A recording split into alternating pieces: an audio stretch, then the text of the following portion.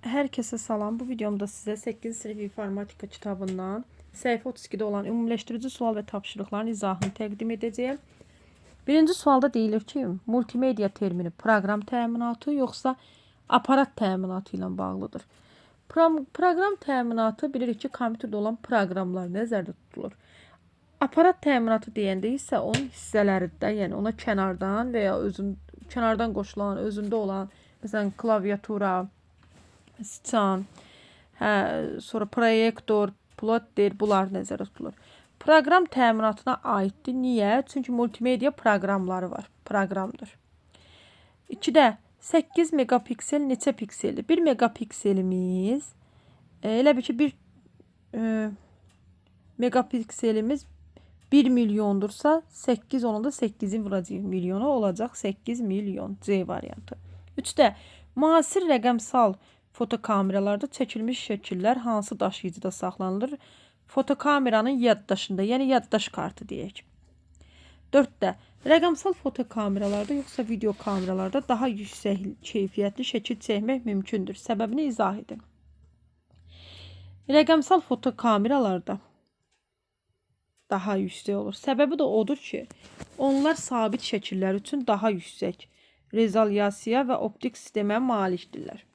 5-də hansı proqram təqdimatlar yaratmaq üçün nəzərdə tutulub? Bunlardan hansılar, yəni hansı sıradayı proqramlar təqdimat proqramlar üçündür?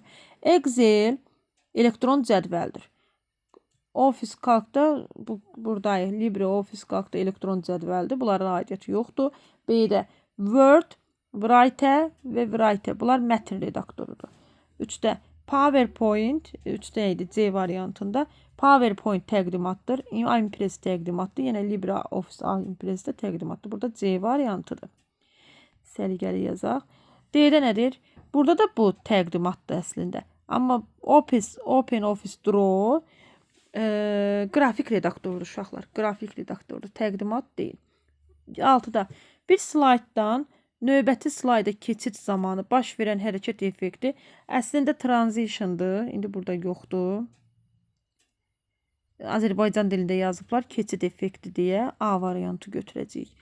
7-də slaydda hansısa mətnə təyin edilmiş animasiya effekti nə vaxt aktivləşdir? Animasiya effekti